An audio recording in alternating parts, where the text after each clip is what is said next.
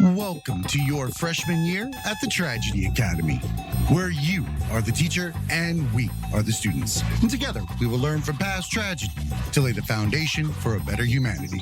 The only supplies you'll need, an open mind and a sense of humor. So, tilt that chair back, talk out of turn, and never raise your hand. Because this is the Tragedy Academy and class is in session. Non-purist scholar. Welcome to the Tragedy Academy, a show created to bridge societal divides in a judgment-free zone using candor and humor. My name is Jay, and today I am actually joined by Jazmine Brown of the Just Jazz YouTube channel, Facing Adversity, one interview at a time, and also the podcast. How you doing today, Jazz? I am amazing. How are you? I am amazing as well. I like amazing. Amazing isn't a standard response. It usually throws people off when I say amazing, and they either don't want to talk to me, which is the hope, or they want to know more. See, I love that because. So, are you using that as a BS filter? No. If most of the time I am amazing, or I feel amazing, but if I'm not feeling it, I'll just say I'm not feeling it. It depends on. So, candor is your go-to. Exactly. Be upfront about it. I like that. A lot of people don't, they give a canned answer for everything. And that's just so disingenuous, and it doesn't allow people to commune in the issues that they all have. Good days and bad days. Good days and bad days. So you have a podcast and a YouTube channel. How does that come about? Tell me about Jazz. That's a loaded question, sir. It is, isn't it? Super loaded. Which part do you want to know? So for me, what I would say is it looks from the time that I spent on your channel and listening, I saw that you utilize your authenticity and position to empower other people to come forward. And I like that. And I also love that it seems like you love dark humor, which is right up my alley. Yes. Take away the power. So yes. Would that sound pretty accurate? Oh, it is 100% accurate. It is so bad with my dark humor. Like, I have to keep myself in check to make sure I don't say something too dark, because people will be like, what the fuck is wrong with you? And I'm like, a lot. Again, a loaded question. You know, it's funny you say that, because everybody's got different reasons that they're shy, different reasons that they have filters for different things. And one of mine for the longest time was being able to express dark humor and jokes and things like that of that nature. I mean, in the Army, I did whatever. But afterwards, you tend to hide that kind of stuff because you don't know what society is going to take you as. And since I started this show, that actually gave me a voice and allowed me to say more things, less filters, fuck it, don't care. Yes. But still, you can still make a difference. You don't have to do the dance in order to play the game. Exactly. But to kind of tell you about myself, really, I guess I always say it all started on November 13th, 1991, on a Wednesday at 4:30 in the morning. That is when I popped out. Little old me. Welcome, Jazz. Yes. So I popped out, I assume, and we gonna go. And this is the part that gets a little shaky that I don't know. I was either in the hospital for like 3 days, or no, I'm sorry. I was either at home for 3 days or like a couple weeks, and I got sick and had to go back into the hospital. And my mother was 16 when she had me, by the way, already had another kid. And when she found out all of the medical issues that I had, she kind of left. And I lived in the hospital for 2 years because I needed a breathing, a trach, and all this other stuff. And I guess she couldn't handle it. I'm not quite sure. So I spent 2 years in the hospital, which is really unusual, I feel. So it is. It's almost like up to a certain age, it's like you have a different family. You have a different paternal and maternal bond with probably everybody. This is fascinating. It's very sad. It's a horrible situation, but at the same time, I can see the benefit of having so many people that care, because if they kept you there, that meant that they really cared. Exactly. And also, because it had been so long, I was put in the foster care system. but they didn't have a place for me because I had a breathing machine and all this stuff. So probably when I was 2.5 or whatever, they had built a medical group home, and I was going to be their first resident. And what happened was, during my 2 year stay, there was a respiratory therapist there named Regina that would take care of me. And long story short, when she found out I was going to go into the system, she became a foster parent. So I wouldn't have to be in the system. What an amazing human. She, she and her husband, shout out to Ernest, my dad, they took me in. They already had 3 kids that were in their late teens, early 20s. So here I come. I was spoiled. Oh my God, I was spoiled. But without them, I would have gone into a group home. And so years progress. I turned like 7 or 8, and they could no longer keep me because they wanted to move to a different state. And they wanted to take me with them, but my biological mother decided to come back in the picture, and she wanted me. It's a whole, that's another song and dance for another day. But in that time that I lived with her, I had a nurse by the name of Gwen. Gwen actually adopted me. So the nurse that was taking care of me in my foster parents' home, Gwen took me in, and she wound up adopting me a few, like 5 years later. I lived with her, but she adopted me, and it's been great ever since.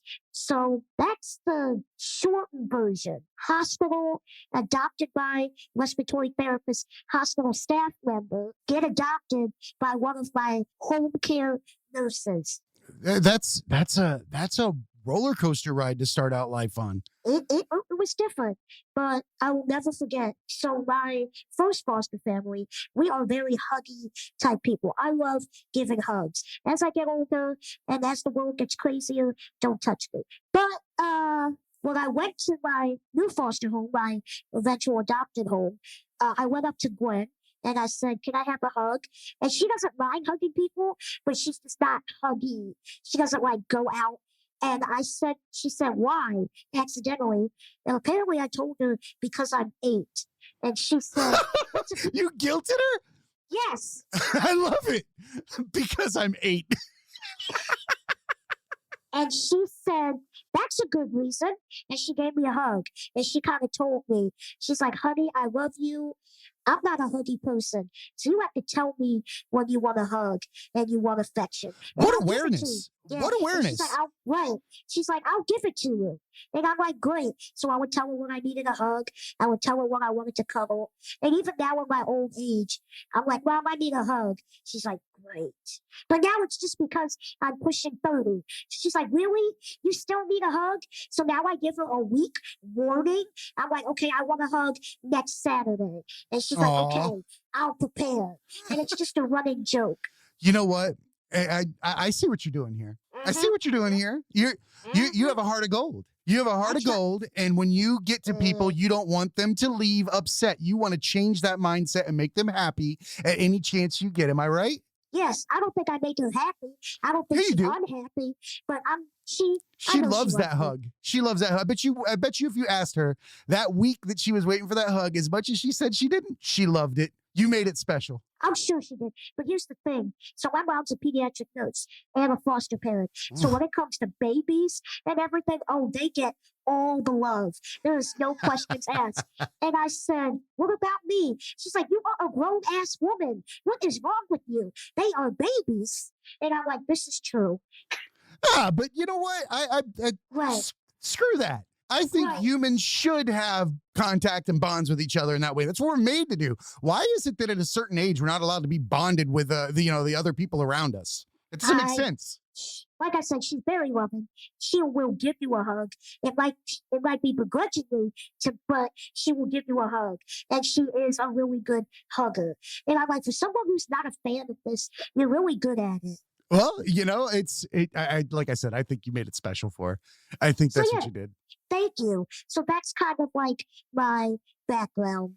And So, if you don't mind me asking, you were in the yes, hospital. What is the condition that put you into the hospital? I don't know. I know I had trouble breathing, so I'm gonna show you. I have a breathing tube. I won't get too much into it because people get grossed out, but it is in my neck. And It looks cool to me. right. So it has like a cap that's purple. I want different colors. Dude, I Like, would be I doing wish all sorts of novelty shit with that if I had it, just so you know. Yes. If I have to be in that situation, I would have a pinwheel on it. I would have all sorts of stuff. I would put bow ties on it. I would do A anything to screw pinwheel. with people. Yes. So, it's so Did I just give you ideas? you have. So I'm gonna go home tonight and I'm gonna tell my mom, I'm like, we need to make this happen. Like, drop everything you're doing. We need to make this happen. I love it. Yeah, I had that. I also have dwarfism, which really has nothing to do with like a medical condition. It's just a condition, but it's not. It doesn't inhibit anything. So the two as aren't my connected. breathing. The breathing They're issue not- is not connected to the dwarfism. No, God All right. made me extremely unique. So here's the thing: there are 200 types of dwarfism, and I have the most common type, which is called achondroplasia. But most people with this dwarfism are 4 feet tall. I'm only 2 feet 9 inches tall. So Okay, hold on a minute. 2 feet 9 inches tall. yes, sir. What is the world like for somebody at 2 feet 9 inches tall? That is, I mean, I just asked you another loaded question with so many different answers, but that's got to come with a whole set of life skills that somebody over a certain height would never even begin to imagine. So there are a lot of step stools and back scratchers in my house. Step stools and back scratchers are so that I can reach and turn lights on and off. So between back scratchers, step stools, and wired hangers, we're good to go. And I do have an electric wheelchair that I use, and that also elevates up and down as well. It's really good for bar scenes. So be like, that is so cool. You get a free drink just because your chair elevates, and we've never seen that before. So you have a scissor lift on your chair. I love that. Exactly. You get to do you do that to people when they're not listening to you? Do you just kind of raise it up a little bit? No, I just ride away. No, I'm not like, but yeah. So there's that. As far as I never thought of anything as a challenge because I was never treated like it was a challenge. So like, or I'll say this: my mom, my adopted mom, Gwen, she's like, it will be challenging, but we will find a way around it. And when I'm no longer here, you'll figure out a way around it. So if it weren't for her encouraging me to find a way, I know for a fact I wouldn't be where I am today. So you would say that she's one of the most influential people. Please tell her thank you. I will. And to give you the only difficulty I have, like to me, I forget that I'm 2 feet, so I should not be saying some of the shit that I say. Thank God I have a taser now to help me. But who messes with you? Is somebody really messing with you? Yeah. Why? Before the COVID, I would go to New York twice a month for YouTube stuff. And I come home, my mom's like, you travel a lot. Here's a taser. I bought it for you. So I had a guy try to spit my face in the elevator this past Monday because I told him I didn't want him in the elevator with me if he wasn't wearing a mask.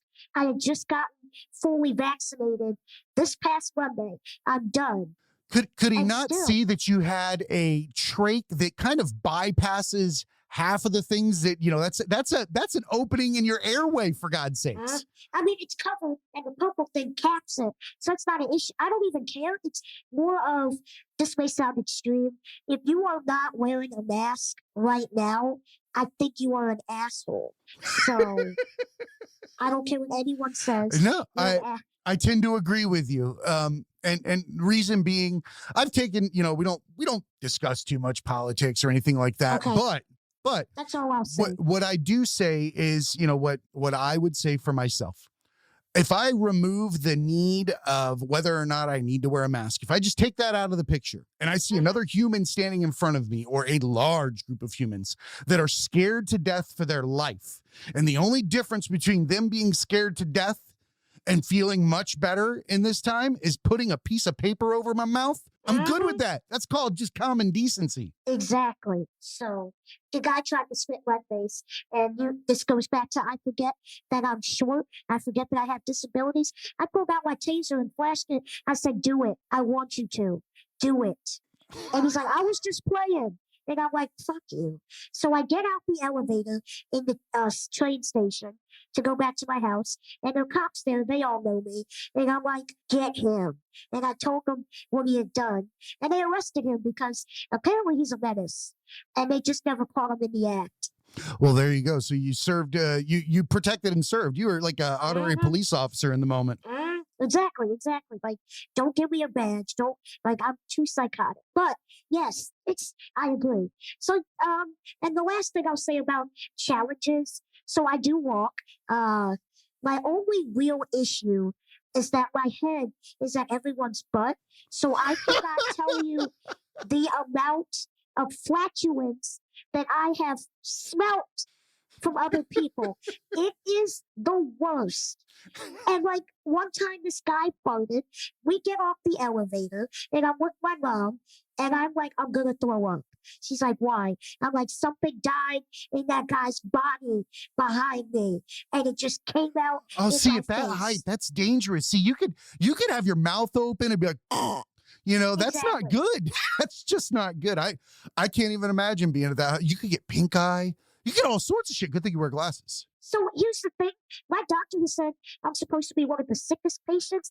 I'm like one of her healthiest, sickest patients. And that's because my mom's a nurse and I take all my vitamins and I'm not playing that. So well, there you go. I never got pink eye or anything crazy, but it happens. I've had it before when I was a kid. I think everybody gets it once or twice, but or most kids. So, but I played in the dirt, so that's kind of par for the course. I mean, so did I, but I was kind of dainty about it. But yeah, so those are my challenges: reaching things and smelling flatulence, which is a really big problem. Reaching things and farts. Gotcha. Yes. That's the name of my new punk band. Reaching things and farts. I like it. Yeah, we'll have to set that up. Of course. Yeah. So your YouTube channel, you created something super unique. The way that you approach things, the way that you talk to people. You want to tell us what what it's about, what brought you to creating the channel, aside from this fantastically interesting story that you have growing up. And again, I know we joke around a lot, but I want to say that I admire you for your candor and your authenticity. And to be quite honest, and I say that not because you're different than anybody else, but because you're able to stick a middle finger up at what people think that, anybody's supposed to be, because there is no such thing. And I should say really quick, sorry to interrupt. I have so many stories to tell you of people underestimating me and me just being an asshole and just doing stuff. I cannot wait to tell you later on. So no, let's ask that question, because that's actually one of the things I wanted to ask you about. What would you say was your worst hurdle or thing that you had to overcome in the last 5 years? Depression and anxiety and self-image. So my foster mom that I told you about, who took me in from the hospital, she actually passed away unexpectedly 5 years ago. And like, she was my first mom. It's lucky to say first mom, like my attachment. And that really hurt me. And I think with some of the emotions that I've had towards my biological family and how I wasn't treated the best. I've learned when you don't deal with your issues, or at least acknowledge them, they come back and bite you in the ass. They'll come back and manifest in different ways. So her dying and me not acknowledging that I had issues manifested. I gained a whole lot of weight. I mean, I've always been chubby, but I was like morbidly obese. I stopped showering. I stopped taking my medication. And it was just, I hated myself. So self-worth is my biggest hurdle. I know, now that I know I'm beautiful. I know I don't look like everybody else, but I also know that until I say I'm beautiful, no one else is going to believe it. They still might not think I'm beautiful, but I will carry aura on me of confidence. And I've noticed that since then, because I'm confident and I look confident, no one really notices that I have a disability. No one really, that I'm in a chair. I mean, of course, you get your assholes. Yeah, I love that. And, I would challenge. See, for myself, I think over the last year or so, I'm pretty open about it. I've been, I took on meditation for a year and a half. I've been doing that and fighting my own, anxiety, depression, and other mental illnesses that I have. And I think one of the things that came out of that, fighting those items, you start to realize after you meditate for a while that all of the things that you discussed, that manifest themselves from behind or from over time or from your childhood, I try to liken it to walking through life. If I had a pillowcase and everything bad that happened to me was shit. And if I picked up that shit and I dropped it in the pillowcase and I threw it over my shoulder and kept walking every single day of my life, at what point does everything not smell like shit? Because I have a giant sack of it. Yeah. And I think the message here is that everybody is. That self-worth, that self-image, I can tell you, I had body dysmorphia my whole childhood and into my adulthood. Still don't even want to do TikTok videos yet, right? What? Don't want to do them. Why? Because self-image, it's things that I have to work through. And what I've learned is that the more authentic I become, because what people don't realize is they're not being authentic even when they're depressed or anxious or those things. The reason why they are depressed, anxious, or anything else is because they're not being who they're naturally intended to be. If you're supposed to be loud, you're supposed to be jumping around, you're supposed to be smiling, you're supposed to make people's days, then that's what you're supposed to be doing. And the moment you don't do it, it's the moment you shut down. To be inauthentic is a slap in the face of your God or your reality because you were made that way. I heard that when you were talking to Eric on his pod, and I said, I agree 100%. It took a long time to figure that out. One of my biggest things was my laugh. And just to give you examples, my laugh is ridiculous. Like I scream laugh, I cackle, the whole nine. Hear it. I'm laughing because you asked to hear it, but that's not it. No, it gets way. I was about to say. Yeah, that's weak. That's weak. It's got to be something good. I was going to say that. I'm like, that's a pretty weak laugh. No. What are you talking about? But that said, one of the first comments we got on one of our ads was, "Oh my God, I can't get past that laugh." My goal for the rest of this podcast is to get me to laugh. To cackle. You can. Trust me. It's easy because I try to live as happy as I possibly can now. And I try not to let things bring me backwards because there's no reason. There's no reason. Exactly. It doesn't exist. Unless it's in my face right now, it has no existence. What we've been convinced of over time is that we have something to worry about and something to fear from our past, but it's not here. Exactly. Ooh, I like that. Ooh. I like the pillow and shit analogy. I do. Awesome. Okay, sorry. Everybody needs a pillowcase of shit. It just, unfortunately, mine was like, that mattress, the sheet that you can't get on the bed correctly, the one with the bonus corners. Oh my God, I hate that one. Yeah, that one. Unfortunately, I have like one of those hanging off my shoulder at one point. It was full of so much. It wasn't even a pillowcase. Now, I was going to ask you a question. So when I was in high school, our teacher said, what we physically see when we look in the mirror is not what everybody else sees. So I have a question for you, and I'll knock it down. When you look at yourself in the mirror, what do you actually see? And I'll tell you if that's what I see. I see a guy with glasses and blue eyes and a really cool beard, which kind of getting gray, kind of. Yeah. But and like a slick back. That's what I see. What do you see when you look at yourself in the mirror? That's a great question because I'm not going to see anything but flaws. I think that's what most of us do until we find out that there's nothing to be flawed to begin with and that everything's perfect the way it is. But me, when I look in the mirror, I can honestly say that the first thing that I would key in on is everything that I've been told was not good enough throughout my life and what I repeated in my mind since then. And I think that's what a lot of people do. Well, okay, I'll make it simpler. When you look in the mirror, what does your beard look like to you? Oh, my beard is cool. I like it. It says that I don't have to shave anymore. That's what I like about my beard. I don't give a fuck about anything else. It says that I don't have to waste time scraping a piece of metal down my grill anymore. Yes. Okay. Just curious. All right. So what now? I'm going to return the question. When you look in the mirror, who do you see? So I see somebody with high cheekbones. I see someone that has a really flat nose. I see that I have 2 holes up here. That's from surgery. And my eyebrows could be. Oh, you got dimples up top. That's super cool. That's unique. Dimples? Yeah, you got dimples on your forehead.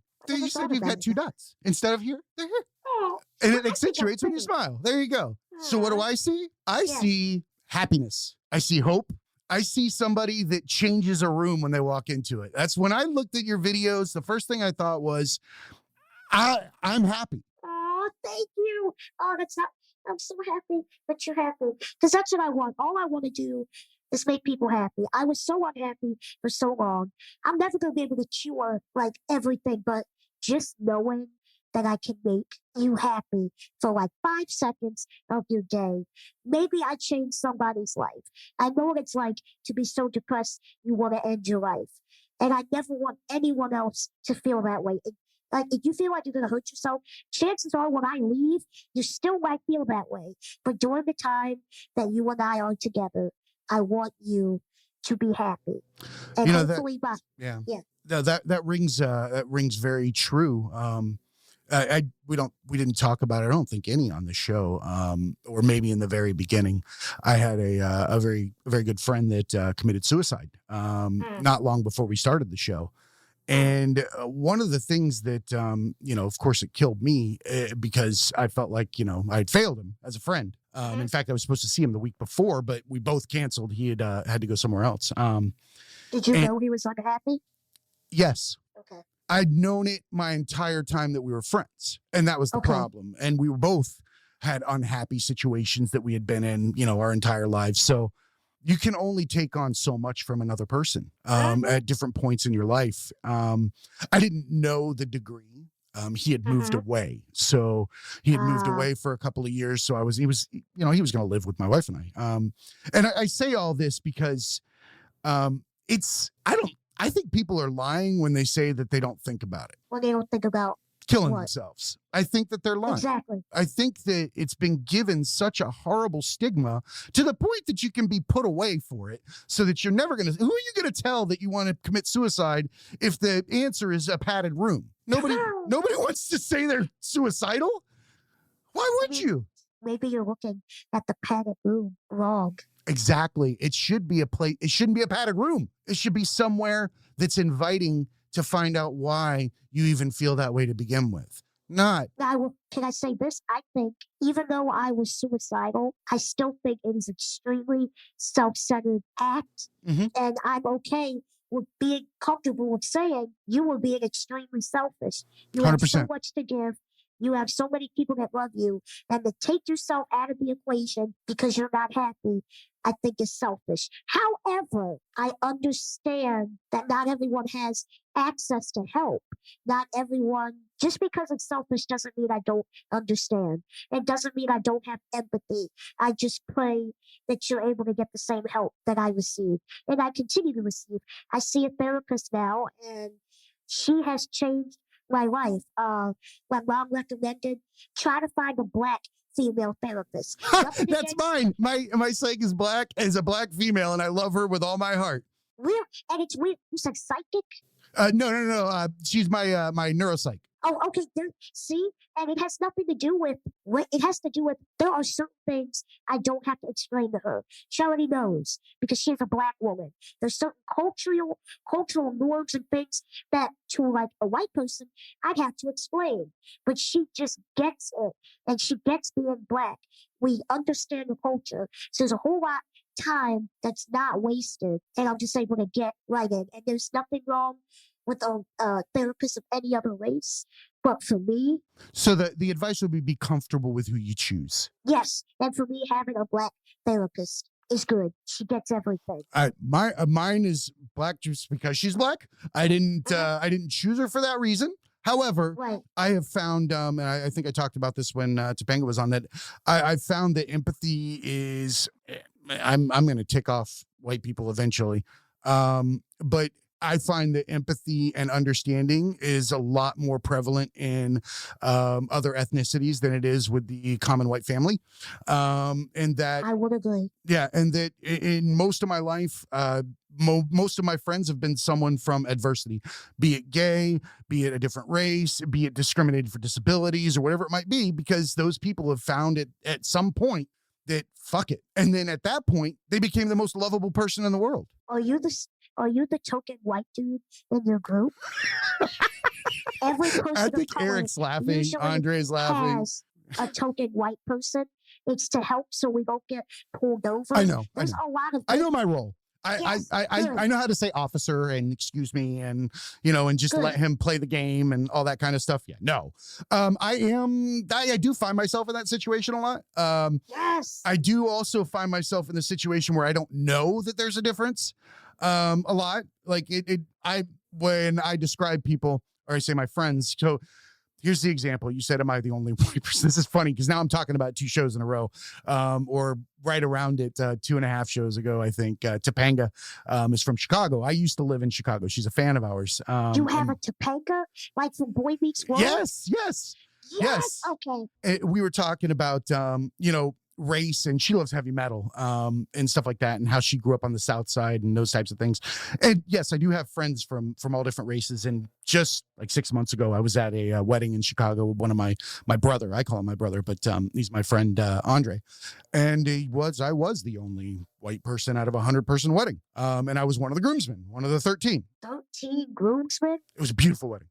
But yeah, I tend to be the token white dude a lot. The token gay guy, the token whatever it is, you know, in every situation, I'm the one that generally is in tow. See, we need people like you. Thank you for your service. As a token white dude. Thank you. I love it. I'm here for you. I am here for you. Use my card anytime you like. I'll put it out there. I'll laminate it for you. Just wipe it off and I'll hand it to the next person. I don't care because I didn't do anything to deserve it. All I was born. See, the next time I'll be like, see, don't mess with me.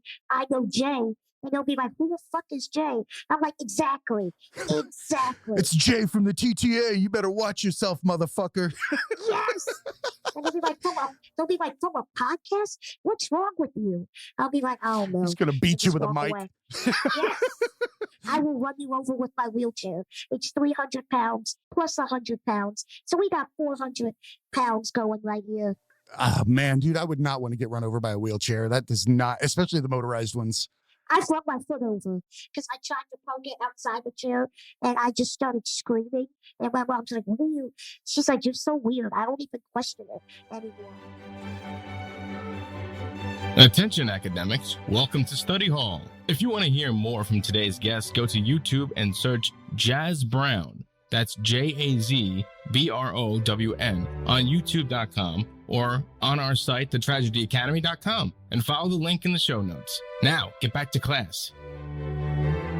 My wife stopped asking me questions about what I'm running around the house doing a long time ago. She doesn't even acknowledge it half the time, which I don't know if that's good or bad.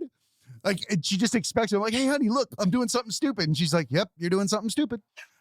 Can I tell you really quick this was maybe 2 years ago. I had sushi.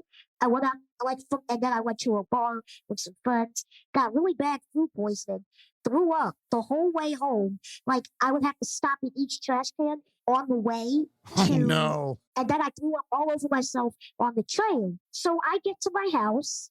I have on a nice dress. I just take the dress off because it's nighttime. No one sees me. And I just throw it in the trash.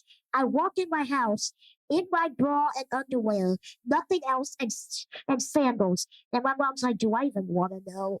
Like, I'm not even going to question it. That's where we are right now. I'm like, I had food poisoning.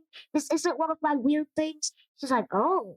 But just, that's the level we are I'm at. testing out new room intros. What do you think, Mom? This is a new one. Let me try this, and then I'm going to go back out and we'll try another one.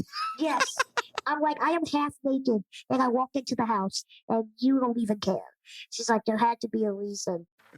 So would you say that all of this is kind of like a calling, the show, all of that, something that you are supposed to be doing? Yes. So my foster father, he's like, don't call me a foster father. I've had you for too long. I am your father. I would concur with that. Oh, and so he gave you like a Darth Vader? Yes. He assumed, he's like, I am your father. And I said, I called him, what did I call him? I said, thank you, James Earl Jones. And he thought it was funny. So he said, you need to write down all of these things that happened to you because it's going to get to a point where this is going to be your shtick. I'm like, it's not a shtick, it's true life. He's like, exactly. So I have tons of stories of just shit that's happened to me, mostly good, a few bad. I have one woman in California. I was at a CVS and she asked me, did I have a CVS card? I said, no, but just take my telephone number. And she said, okay, what's your telephone number? I give her my area code. She's like, what area code is that? I said, Pennsylvania. Next question, who lives there? And I said, me. And she's like, oh, that makes sense. And just rings it up. And I'm like, what is...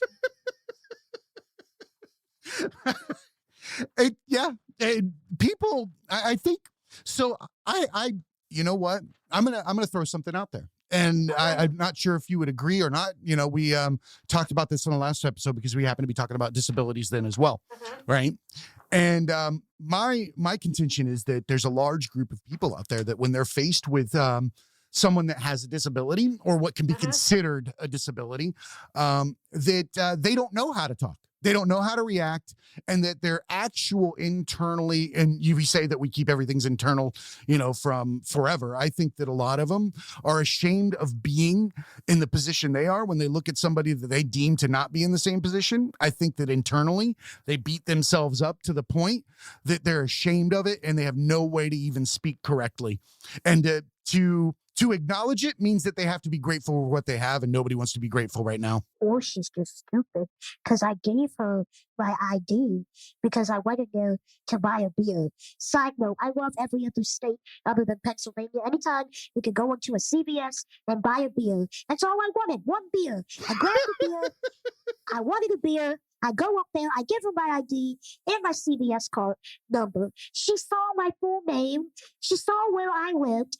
And she's an idiot. I'm just talking about people in general. Yeah, not. Oh, no, I'm just letting you know, don't categorize. She is not in the understanding category. She's in the stupid category. You know, it takes all. There's got to be mouth breathers too. Bless her heart. Exactly. You only know what you know, and you know some of us aren't. Who cares? You know, the elevator doesn't make it to the top floor. It's okay. So tell me. I know this is your podcast, but like I'm very aggressive. So just tell me to slow my roll. What is it like being a Florida man? Give me one of your best Florida man stories. I go to Florida twice, sometimes 3 times a year. What part of Florida are you from? Give me a good Florida man story. And have you ever been that guy, that Florida man? So it's funny. Florida is a place for transplants. It's also what people don't realize. It's a place that doesn't snow. So if you're homeless and you had to pick somewhere to live, where would you go? Place that doesn't Florida. snow, right? I grew up in a place called Okeechobee, Florida. I've heard of it. Backwoods. I grew up on a dairy in a field in a probably 400, 500 square foot cinder block home with no front door. It was boarded shut. Windows were taped shut. And we had a well pump for water. Okay. Long time we didn't have a fridge. For myself, I have seen damn near everything when it comes to Florida. Especially when you grow up there. I don't know that there's so many things, and I almost feel like Florida gets a bad rap because, and we had actually there's Florida Men on Florida Man is a podcast that we're friends with. We had one of the guys on the other day, and he was saying that we have something called a sunshine law here. Okay. And sunshine law means that anything that is anything you're arrested for is immediately is fair game for all the news. They're allowed to get immediate access to it, whereas in other states they don't. Yeah, in Florida they can just say everybody. They can report it immediately. Hee-haws running down the street with on meth with no shirt on, screaming, yelling the Star Spangled Banner, wearing roller skates. Well, that's. I mean, I've seen that here. That's not newsworthy. Right. I think honestly, Florida is a lot of God. I maybe people just forget that there's anything there's a lot of hold my beers. There's a lot of natural selection happens in Florida. I don't know, maybe if it's because that it's too hot or, it just tends to happen quite a bit. But the worst thing I've ever done, my mom's going to fucking flip. all of them. Worst thing I ever did was for a long time, I begged for money for change to be able to buy food when I would go with my friends in a different city to go hang out. I don't think I've ever said that to anybody in my life. That's the worst thing you've done is beg for money so you can hang out with your friends. I don't know. Is that bad? Begging for change is not cool. I think it's very. No, I've done bad shit. I've done bad shit. No, I'm glad you told me that because even though I've had my rough goes, I've never wanted for anything. So to hear, I'm spoiled but not spoiled rotten because I still got jobs and everything. I've never heard somebody go up to their mom and say, "I want money so I don't look weird in front of my friends." So thank you for sharing that with me. Did you get the money? Oh yeah, dude, I'm charming as hell. I may have been, a dirty little scamp or whatever, but I mean, you said earlier, I got some blue eyes. Blue eyes get you a long way when you're young. It's what you did. You said, I get a hug because I'm 8. I said, can I get 50 cents because I'm cute? That's what I did. I'm going to go home and say that to my mom, and she'll be like, well, how old are you now? Like 29. So just, Yeah, now give me a hug. It's going to be great. So thank you for sharing that with me. Wow. Well, but it's funny because that actually came up. Eric and I were talking about that the other day, and I told him for the first time, I think, and he said, I bet if you tell anybody, the majority of them will be shocked. The majority of people would never, ever, for some reason, wouldn't take it that way. They would be completely thrown off guard. And I told him I didn't think so. I was like, I guess it's a bigger deal than it seems. Yes. Sorry, what'd you say? I'm so sorry. Oh, no. I said, no, I said, I guess it's a bigger deal than it seems. But, it's all about perspective, right? I mean, Everybody, you don't know if the person behind you that's riding your rear end and honking their horn is a jerk or they're trying to go to see their mom in the ER. So just let them go. Who cares? I mean, we're both in line. So. Oh, no. There's a difference. Now, okay. if they're traveling faster than you and it's an open road, then let them go. If you're in line, how are you supposed to know? But I guess what my point is that everybody's got something running in the background. Amen. Thank you for that Florida man story. It was not what I was hoping for. Well, I wanted a guy running down the street in a tractor. I'm going to tell Wayne's story from when he was on. There's a phenomenon of a person that's called the shoe licker. Out near, out in Tampa, out in, what's the area called? I'm being dead serious too. I believe you. Yeah. And it's like some kind of, it's not an urban legend because it actually happens. The guy doesn't take pictures. God, I'm not remembering the name of the area in Tampa, which is horrible because it's very, very common, but, he's known for showing up, licking a shoe, and then he leaves. Doesn't take pictures, anything like that, but people have seen him. Apparently somebody went on Reddit a long time ago and said they were the shoe licker, and he got completely annihilated because they said the shoe licker would never take credit for licking shoes. We live in a country where even though there are hungry people, which there should be, we live in a country where our entertainment is wondering if the identity of a shoe licker is of importance. But is that any less real than anything else that we do? No, it can't be. Let's think about it. We're animals, right? We're animals. That's true. We are animals, right? Okay. And we do some really ridiculous shit as animals for no reason whatsoever.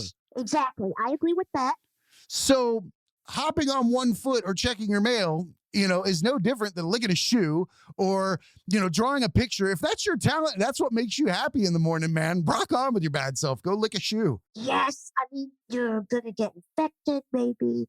There could be some gastrointestinal issues, but that's your life. Well, what if maybe he built up an immunity? Maybe licking a small portion of a shoe a day made him actually not have to worry about the pandemic. Well, see that.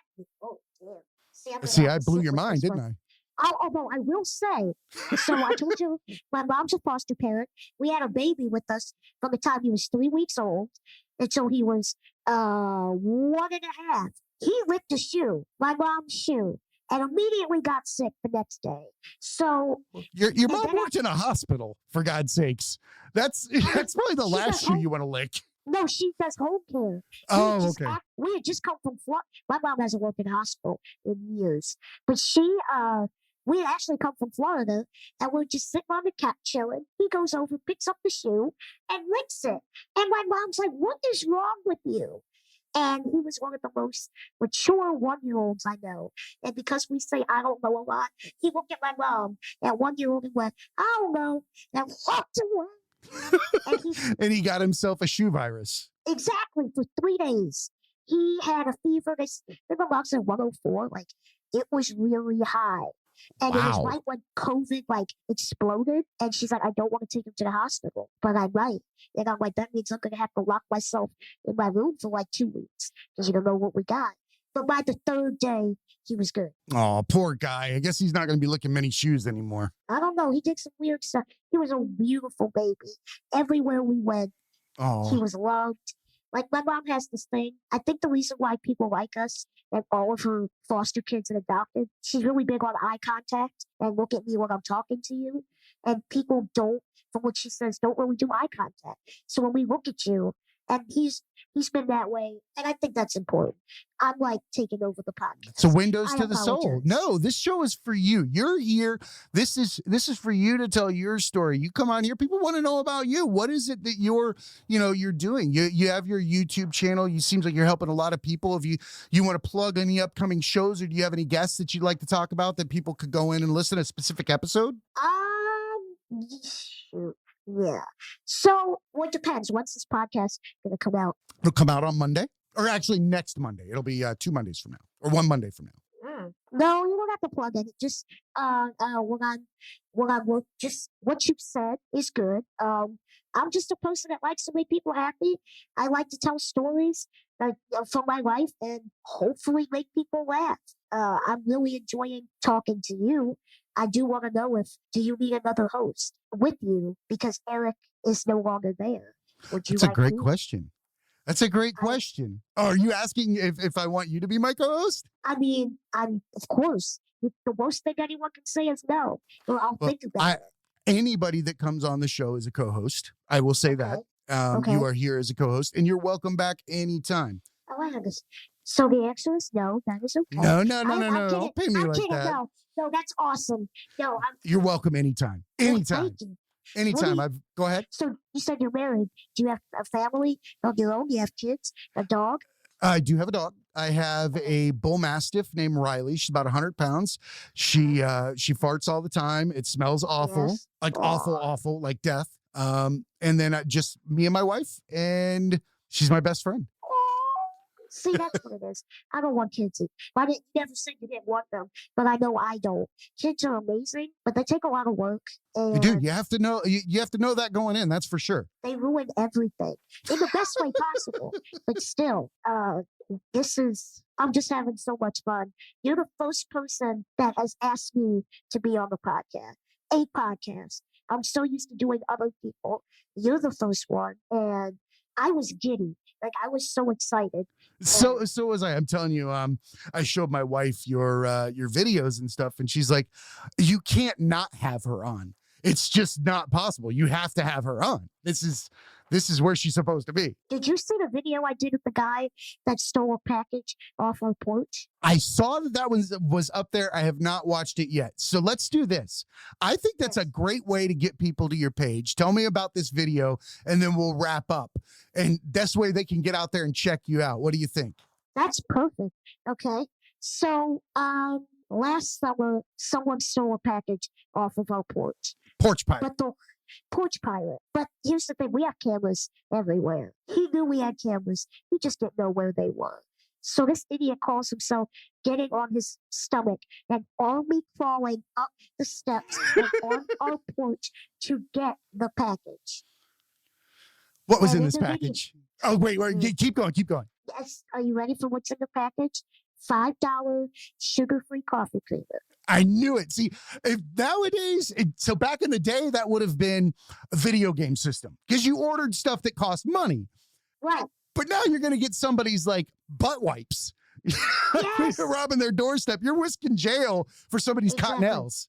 And mind you, he's stealing from me, but he has a T-shirt on that says Black-owned businesses. And I'm like, you were taking my business, sir. I mean, it's only coffee creamer, but still, this is mine. I have that video, and you'll see others. I have one. I did one on Karens that are really popular. I think I said the reason why so many Karens don't like Black people is because their husbands are cheating on them with the Black man, and they don't know what to do after that. Ooh, wow. So you basically told all the Karens they were getting cucked in the world. Exactly. They were getting some BBC, and when they go home, they call the Black guy's name out in bed, and the husband's like, wait, what? That is what problem is. All right. So that was just Jazz facing adversity, one interview at a time, and go there and see if you can get cucked too. Yes. Twitter handle is The Real Jazz Brown. That's Jaz, right? Yes, sir. And also on Instagram at The Real Jazz Brown. Anything you want to tell anyone else out there? You're talking about being your authentic self. Be you, even if everybody else doesn't like you. There is somebody for everybody. There is a group for everybody. Don't be afraid to be you. Don't be afraid to laugh, even if it's a cackle. I still haven't heard it. Just be you. All my friends make fun of me because when I laugh, they say I sound like Elmo on crack. And am I gonna let that stop me? No. Me and crackhead Elmo are going at it. I love it. Embrace your inner Elmo. And don't be afraid to cry. That's the other thing. And allow yourself to feel things. I'm learning through therapy. Feeling it, just don't stay in it. Feel it. Yeah, let it be when it's there. Because if you don't feel it, it will manifest in other ways. And you won't know how, you won't know why, but it will come back. Yeah, I'll add to that. Meditate. Everybody should be meditating. With marijuana. I'm kidding. This podcast wholeheartedly induce. We definitely support medical marijuana, CBD, and I'm an advocate for it. I use it. I know a ton of people that do. I think that the entire country was held hostage to Big Pharma when we could have been using the greatest thing to work with the mind. It is great. I love it. It's, like I said, medical marijuana. Don't do that other stuff, because if you do, you'll see chickens walking over you. And I'll leave it at that. Okay, so don't smoke any chicken walking weed. All right. Thanks, everybody. Yes. Thank you so much for coming in, Jazz. I really appreciate you being here. Thank you. I'm going to follow all of this on, you have a Twitter, right? Absolutely. It's tragedy_academy. All right. Oh, I see it. All right. Thanks so much for coming in. All right. And remember, everybody, be cool and keep learning. Amen. Carlsbad. Hey, academics, thanks for attending another class at the Tragedy Academy. You can show us some love by rating us 5 stars on Apple Podcasts, Google Podcasts, Spotify, and Stitcher. On Amazon Alexa, ask to listen to the Tragedy Academy podcast. Please visit our website at thetragedyacademy.com, where you'll find past interviews and blogs on our homepage, and sign up for our newsletter, Spam with Extra Grade. We're on Facebook at The Tragedy Academy Podcast, on Twitter at Tragedy_Academy, and on Instagram at The Tragedy Academy 2019, where we'll post recent shows, blog entries, and thoughts. Submit creative work and funny stories to us at our website or on social media. Thanks again for coming to class, and remember, be cool and keep learning.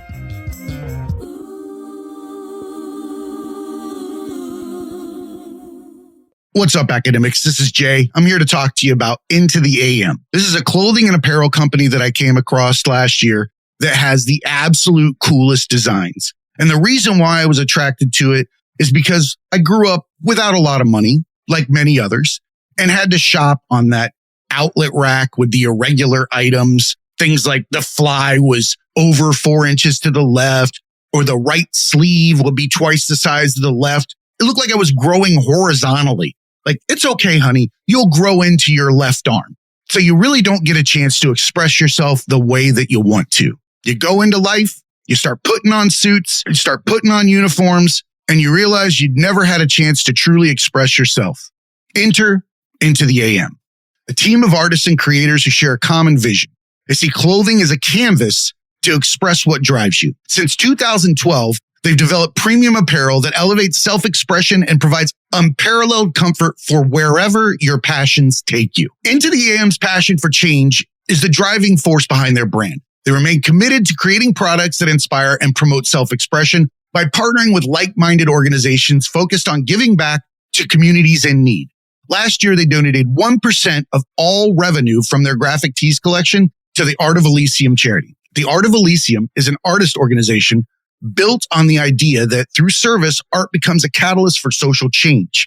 For over 24 years, the Art of Elysium has paired volunteer artists with communities to support individuals in the midst of difficult emotional life changes. They currently offer 110 community programs per month, serving over 30,000 individuals per year. The only permanent thing in life is change.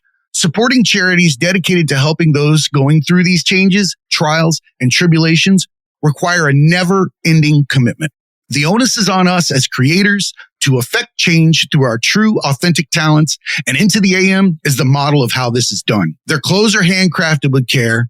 They have a team of skilled artisans that craft each garment with the highest quality fabrics and eco-friendly inks. Not to mention, these things don't shrink, they don't fade, and they fit as if they were designed supernaturally. I'm stopped every time I wear one of the graphic tees to find out where I got it. The colors attract attention from miles, and the art is nothing short of spectacular, with designs for everyone. One of my personal favorites, Twilight Maiden. Go take a look. Into the AM does all of this while putting their money where their mouth is. 30-day money-back guarantee, lightning fast shipping, and hassle-free returns. The deals are endless. Graphic tee bundles, discount promo codes. Get over there, check it out.